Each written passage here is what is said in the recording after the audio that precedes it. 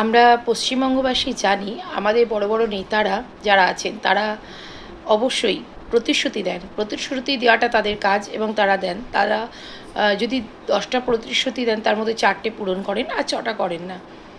তো সেরকমই 2026-এও আমরা অনেক ঝুড়ি ঝুড়ি প্রতিশ্রুতি পাচ্ছি, যেটা শুধু টিএমসির দিক থেকে না, বিজেপির দিক থেকেও। কিন্তু আশাবাদী যে পরিবর্তন হোক, পরিবর্তনে আমরা একবার ঝড়টা দেখতে চাই যে আমাদের রাজ্যবাসীদের তথা দেশবাসীদের কি উন্নতি হয়। তো আমাদের প্রধানমন্ত্রী নরেন্দ্র মোদীজিও আমাদেরকে অনেক প্রতিশ্রুতি দিয়েছেন, যেগুলো আমাদের শুনে ভালো লেগেছে, আমাদের রাজ্যবাসীদের খুব ভালো লেগেছে।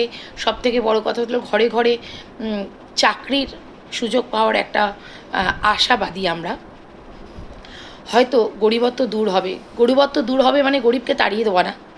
গরিবত্ব দূর হবে মানে ঘরে ঘরে গরিবত্ব দূর হবে, অর্থ সংকট মিটবে। আশা করি আমাদের প্রধানমন্ত্রী যে আমাদের প্রতিশ্রুতি দিয়ে আজকে আমাদের পশ্চিমবাংলায় আসছেন, সেই প্রতিশ্রুতিতে উনি ওনার মান রাখতে পারবেন, ওনার আত্মমর্যাদা বজায় থাকবে, সেই কামনা করি, সেই আশা রাখি।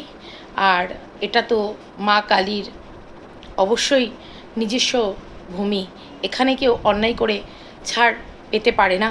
সেটা খুব ভালোভাবে বুঝতে পারছেন আমাদের আগের সরকার বা আমাদের টিএমসি সরকার যা করছেন, যা করেছেন, তার জন্য তাদেরকে যেভাবে আজকে ভুগতে হচ্ছে, যেভাবে মা তাদেরকে আজকে, এটা আমাদের কাজ নয়, কোনো কিছুই আমরা করতে পারি না। আমরা বলি আমরা সব করছি, কিন্তু এটুকু সত্যি কথা, আমরা কোনো কিছুই করি না। আমরা মায়ের হাতের খেলনা মাত্র।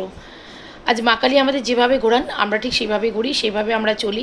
আমরা বলি আমরা করছি, আমাদের কর্ম না, সবটাই মায়ের কর্ম।